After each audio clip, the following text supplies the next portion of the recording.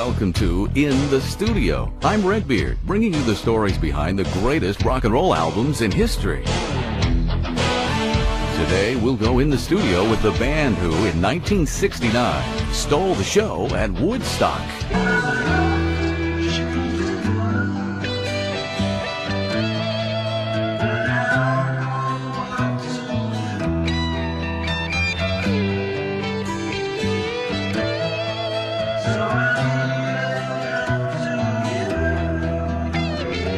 Space in time was the space and time to write some good songs. I think that's what made the difference. Because Love Changed the World came out of that one, which wasn't a typical 10 years after song, but I always think it's a good song. It's about the only time I've ever made even close to a political comment in my life. I've always avoided things like that. I'd love to change the world, but I don't know what to do, so I'll leave it up to you. And if you listen very closely on the last line, it says, "I'm the best of luck."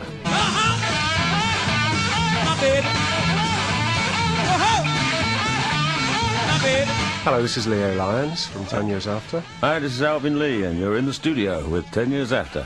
Hey, Redbeard. Hey, Alvin.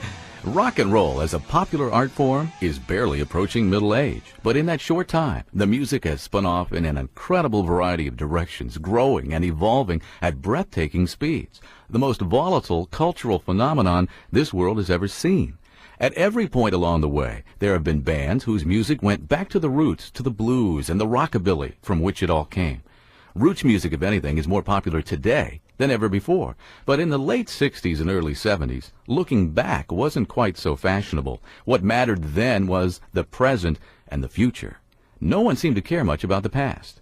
But there were a few exceptions, bands who cherished the roots of rock and roll, who celebrated the old music even as they were creating something new. They were the last great survivors of the British blues revival, people like John Mayall, the original Fleetwood Mac, and the band whose fiery passion for unadorned rock and roll sent the crowd at Woodstock reeling. The name of the band, 10 Years After. The guitarist with fire in his fingers that August night was Alvin Lee. There was nothing fancy about the music they played, nothing pretentious. In fact, it was not much different from the music they'd played for years in their hometown of Nottingham, England, as Alvin Lee recalls. It was pretty rough in those days. I remember we used to do a lot of pub gigs, and Saturday nights we usually had to end up fighting our way out of the pubs.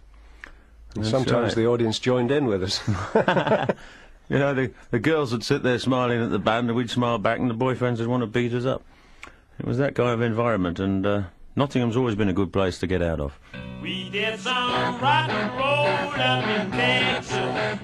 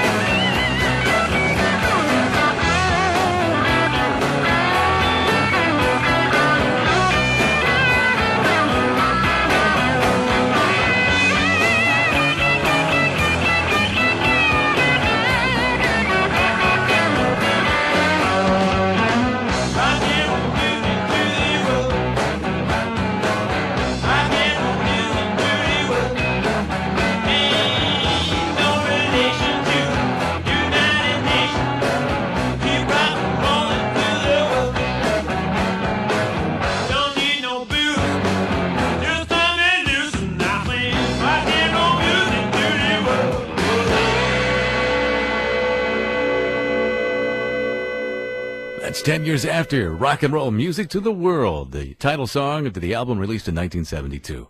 Guitarist Alvin Lee and bass player Leo Lyons, both from Nottingham, started playing together in 1964 in a blues group they called Britain's Largest Sounding Trio. In 1967, they hooked up with keyboard player Chick Churchill and drummer Rick Lee, who's no relation to Alvin, and 10 years after was formed.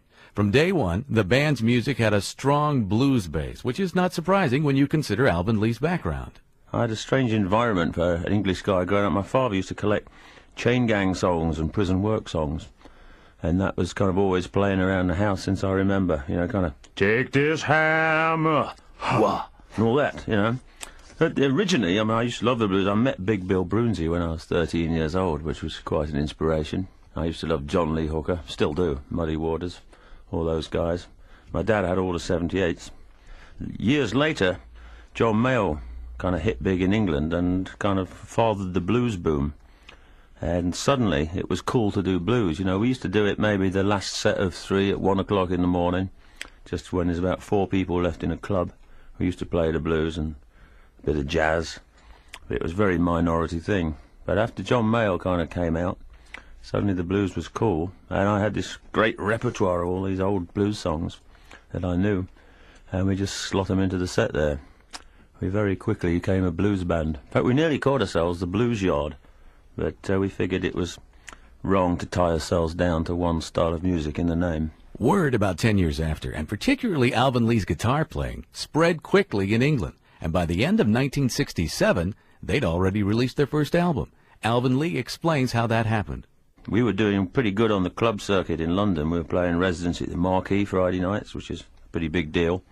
Decca London approached us and said, you know, if you're doing real good and we'd like you to be one of the first bands to make an album before making a single. Because in those days you had to make a single and get a reasonable amount of success before you could make an album. And we were termed underground in those days, you know, didn't make singles. And we just wanted to make an album, and they actually offered us a chance to make an album. Unknown to the guy that did that, we'd done an audition for the same label 4 weeks before and failed. So we got the turn-down letter, and then 2 days later, we got an offer from them from another guy saying, we want you on the label.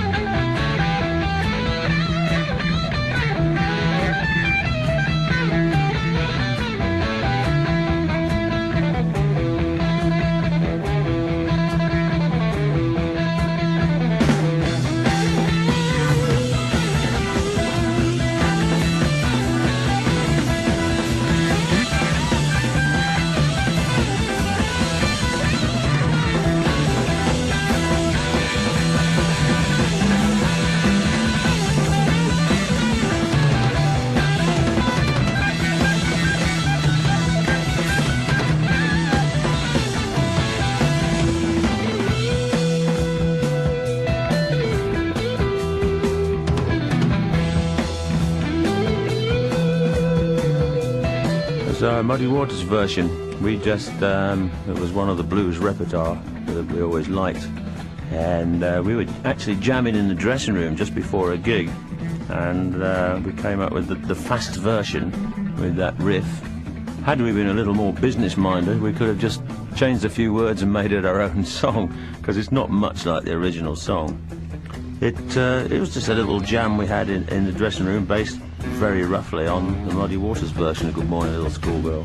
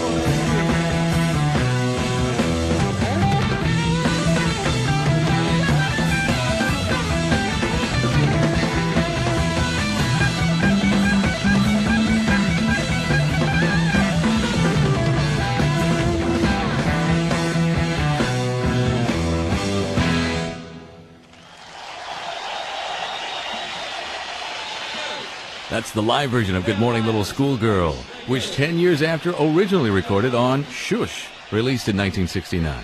When we come back, we'll hear about the band's biggest hit, I'd Love to Change the World. I'm Redbeard, and you're in the studio with 10 years after. The faster you move on these blades, the hungrier you get. Whoa! You gotta pay attention to every bump on the road. Start listening to your stomach, and you're through. There's a hunger inside you. Nothing satisfies your hunger like a Snickers bar, packed with fresh roasted peanuts, thick milk chocolate, and caramel. It's a lot of fun. You just always wear wrist guards and carry some food. Those Snickers really work. There's a hunger inside you. Do you spend $40 a month or more on AT&T long distance? Do you call one U.S. area code a lot? Do you want 25% off those calls, 15% off the others? Do you have a phone handy? Call 1-800-426-4752. Now save off AT&T basic rates 24 hours a day with no monthly fee. It's savings made simple. Another part of the I plan. I is for individual. Only from AT&T. Discounts apply to residential, direct dial, domestic AT&T long-distance calls, subject to billing availability. Other limitations apply. Dentine wonders, has someone at work been trying to tell you something about your breath? You wanted to see me, sir? Roger, I want you to fly to Buffalo Breath and see what you think about our sales orders. Yes, sir. Here, chew some Dentine on the plane. Yes, they know Dentine freshens your breath and makes your mouth taste clean, not sweet. My mouth tastes clean, not sweet. I'll take your word for it. So brush your breath clean with great tasting Dentine, regular or sugar-free. Weekdays, I'm in the office.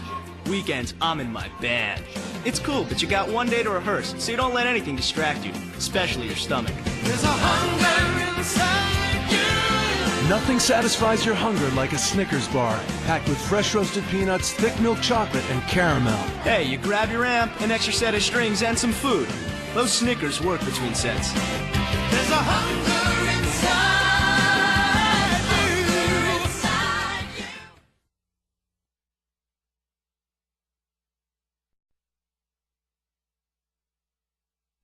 Welcome back to In the Studio, this week focusing on the music of 10 years after. I'm Redbeard. By the time they made their historic Woodstock appearance, 10 years after had recorded 4 albums and was building a strong reputation for the live shows. Much of the talk then and now centered on the sheer speed of Alvin Lee's guitar playing, an aspect which, he says, was blown way out of proportion. I think the reason people picked up on it being fast was because of the light and shade. If you play just flat out fast, it doesn't impress anybody. It just turns into a noise. And the only, the thing is, if you use light and shade, you play slow, and then you fire a few rocket riffs off. People go, wow, that was fast. But if you just shoot fast straight from the beginning, you run out of licks in the first 10 minutes. And I used to get annoyed because people used to say, oh, this kid can only just flash fast player, he's got no taste, no feel, just lots of notes. And that used to annoy the hell out of me at the time. But occasionally I'd turn up to a gig and it would say, the fastest guitarist in the West. And that did annoy me. Because I knew I wasn't, and I didn't even propose to be, and I thought if people were writing that about me, there's a lot of people out there, like particularly guitarists, who'd say, oh no, he isn't.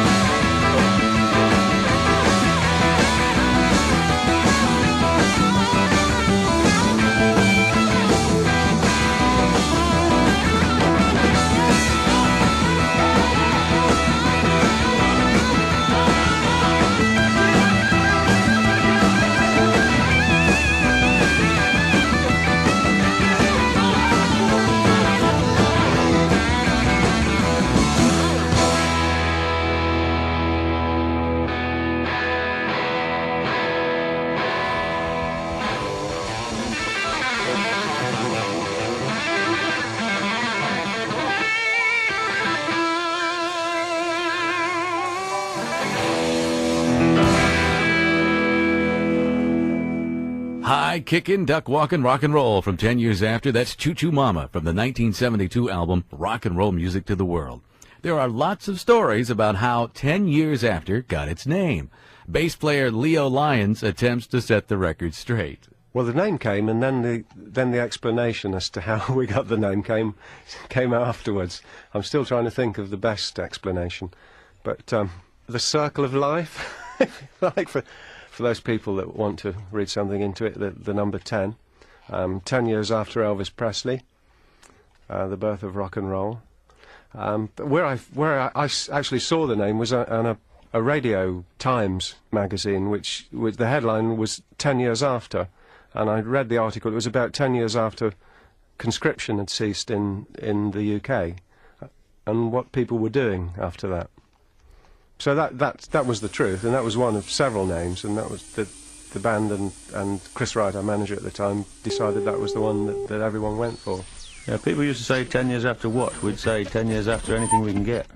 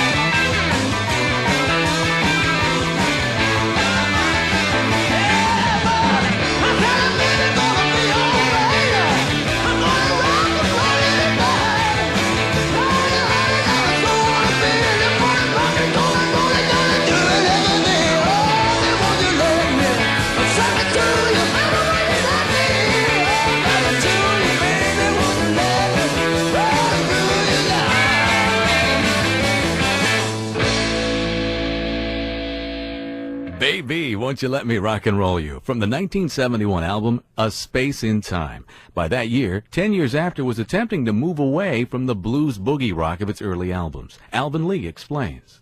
It was no challenge for me to write a rock and roll song like that. It's I've only noticed since then, I think you tend to ignore what you do best because it comes easy to you. It was very easy for me to sit down and bang off a three-chord rock and roll tune. And I kind of was looking for more of a challenge in the songwriting. I was kind of admiring Paul Simon's songs and things like that. So probably I was trying to go a little more that way rather than do what came easiest to me. Since then, I've probably decided that what comes easiest to me is what is natural and what is best. But the experimentation did pay off.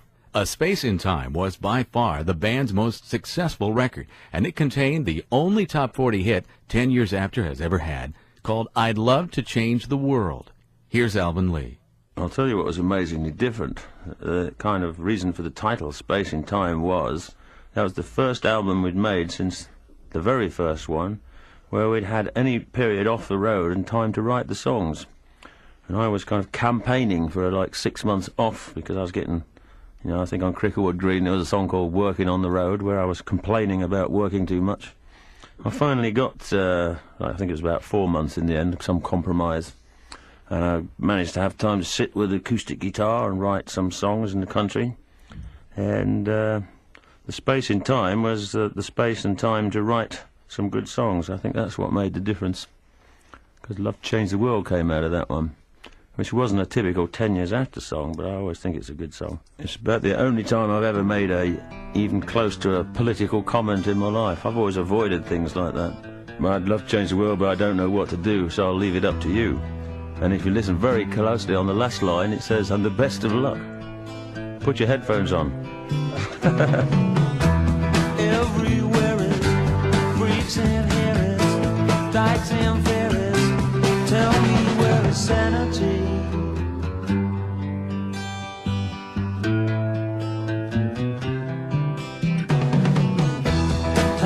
the rich, feed the poor, till there are no rich no more.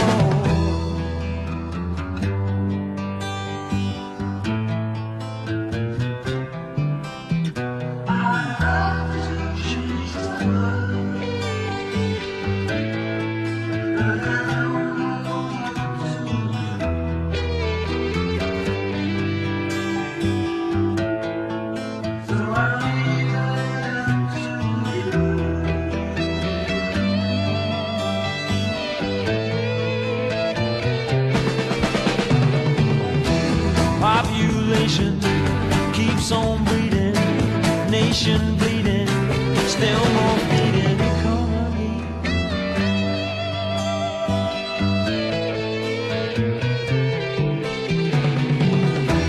Life is funny, skies are sunny, bees make honey, who needs money, monopoly.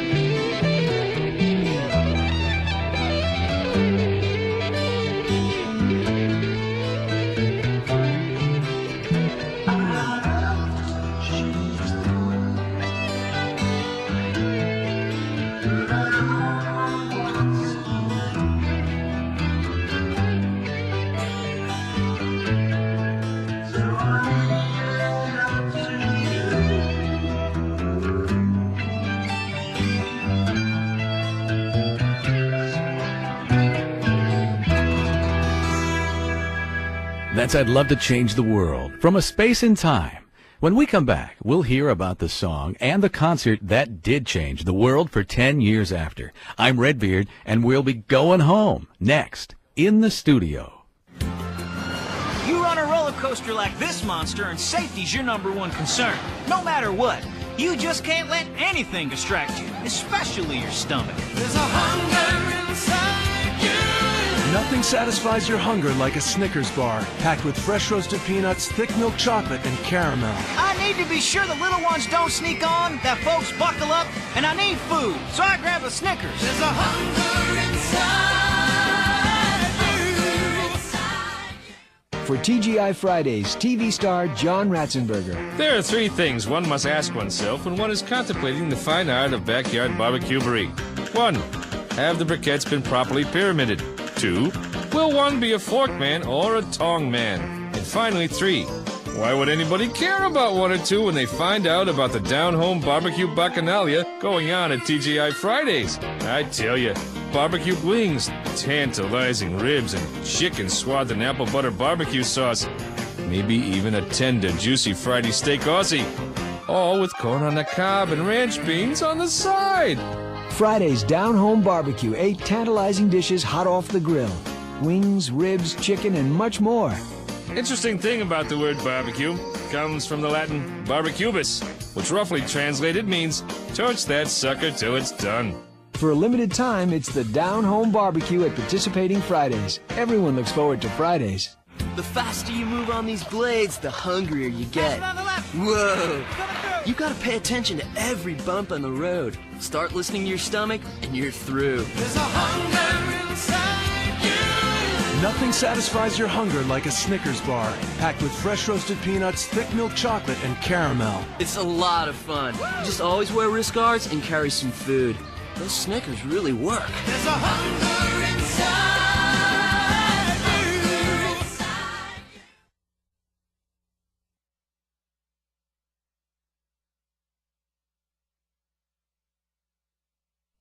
Welcome back to In the Studio. I'm Leo Lyons of 10 Years After. And I'm Alvin Lee of 10 Years After. And I'm Redbeard. Although the reputation of 10 Years After was usually based on Alvin Lee's blistering guitar licks, it would be unfair to think that's all there was to the band. There was, as Alvin and Leo Lyons explain, a lot of experimenting going on. You know, we didn't just do our formula. We'd do a bit of country, we'd do a bit of funky stuff, we'd do a bit of acid stuff, you know. The whole thing. We'd try anything. And I think one of the liner notes at the time said, this isn't the music of 10 Years After, it's the music 10 years after are trying or experimenting with at the moment. It wasn't a statement as much as an experiment. In other words, we had no plans. The plan was... let's bluff it. Let's bluff it, yeah. I used to write songs on the way to the studio in the taxi, you know, pretend I'd had it written for about 3 months. Get a bit of credibility out of it. One day, boy, gone see baby, gone see the baby, come down low. She had my power done, hardening apron water, gone see the governor.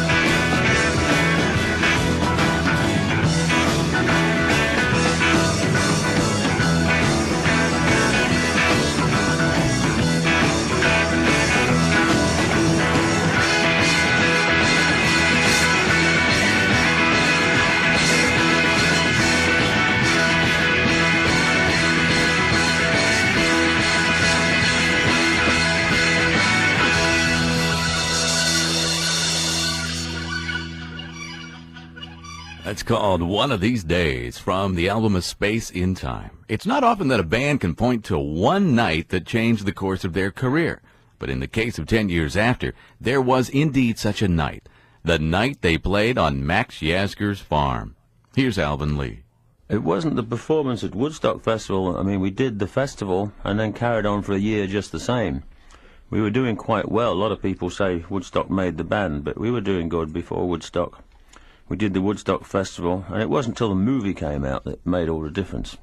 You know, if you do it, when you get onto celluloid, it makes things larger than life. And the minute the movie came out, we went out of the 4,000 to 5,000 seater theatres and the kind of tea parties and those kind of gigs into the arenas.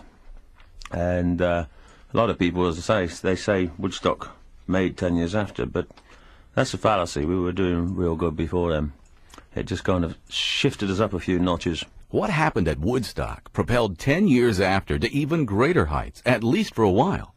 But by 1974, Alvin grew frustrated, stereotyped by his guitar slinger reputation. He embarked on solo projects, as did Leo Lyons, Chick Churchill, and Rick Lee. In some ways, the ghost of Woodstock still haunts them, but it's a ghost that Alvin Lee now considers friendly. It's true, but it's mainly down to luck. I mean, we just doing what we do best and rocking out. We didn't actually choose the song. I mean, we did an hour-and-a-half set at Woodstock, and I've often wondered, had they picked a song like I Can't Keep From Crying and used that in the movie, it would have made a whole different perspective on the band. But I think from it being Going Home, it was a rock-out boogie set. And it's still the same today. It's what people like, you know. If you rockers and people that like rock and roll music, they like to boogie down. It's unpretentious, it's straight ahead rock and roll. It just seemed to capture everybody. I think they just like the energy, and that's what it's always been about.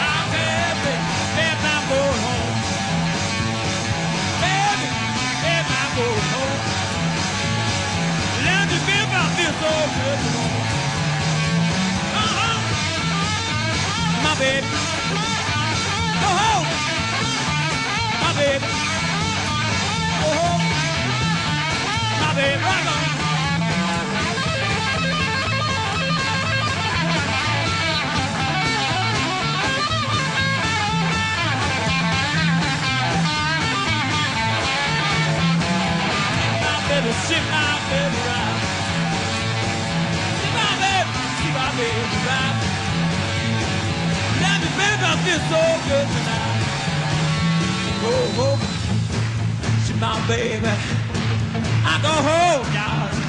See my baby. Oh, baby, hunt you see my wife. Baby, don't go. Baby, don't go. Baby, don't go. Baby, don't go.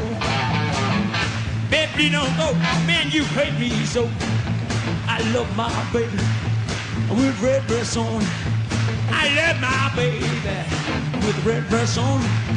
I'm gonna stick it all out down and I'm gonna have fun.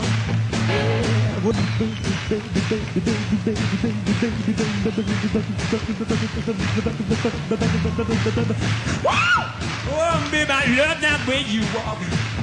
Yeah. Want more money, too far to show. Need to get around on that. Go, cat, go, don't. Step on my blue suede shoe. Make it do the family of my blue suede shoe. Back that up. Down the front, when she grabbed my baby that night, I got home and mean as she be. Top down my pants is all more being to me. Yeah, coming on a baby, whole lot of shit going on. Coming on a baby, whole lot of shit going on. Well, thinking, whole lot of shit going on. man, shake it, baby, shake. Well, shake it, baby, shake. Shake it, baby, shake. Shake, baby, shake. Well, love and baby, I love when what to me go. How, ooh, yeah.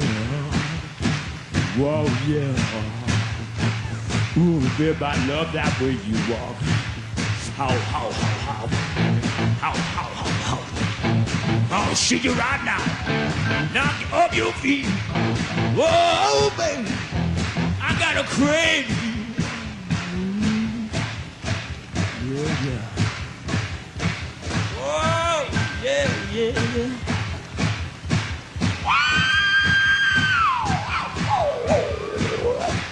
Love you, baby. God knows I do. I love you, baby. Like God knows I do. Shake your love and baby one more time. Oh, do the stomp. Do the stomp. Oh, yeah. Oh, yeah. Oh, baby. Oh, baby.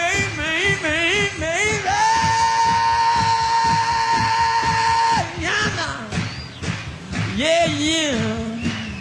When do that baby, I'm feeling up one more time. Yeah, baby, love. I'm going home. Whoa. I did my baby, one more time. Yeah, could I go home? See my baby. I'm going home. See my baby. Ooh, baby, I play the blues for you. Baby.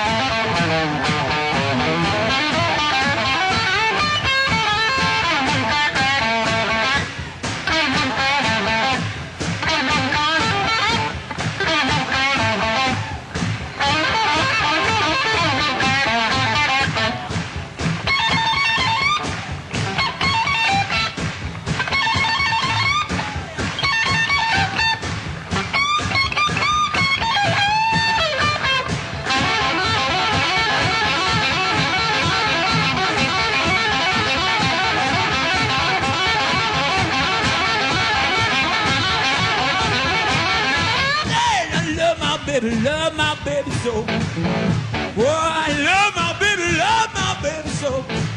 She's my baby, I'm never gonna let her go. Cause I'm going home.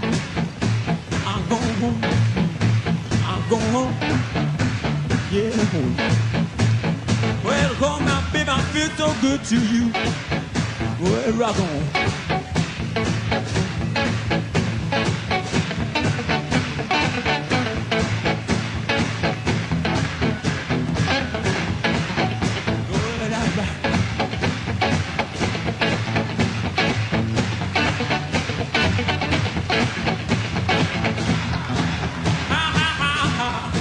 Yeah, I love you, baby.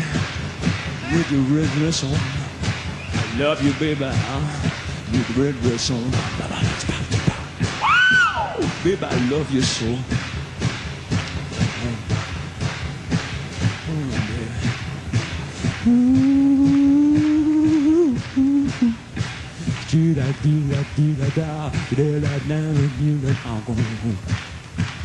Yeah.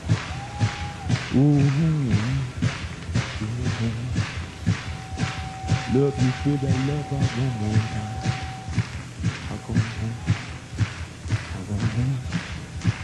I'm going home.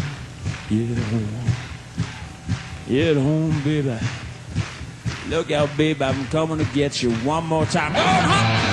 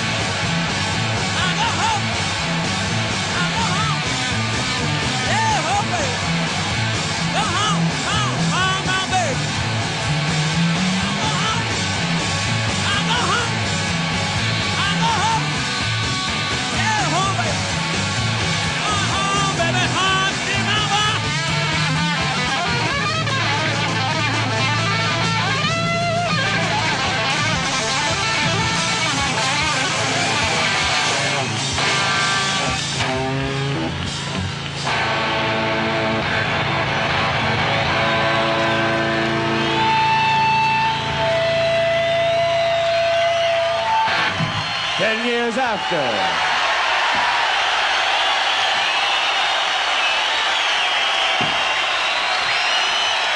Please, a warm thank you for 10 years after. Live from Woodstock, 10 years after Going Home.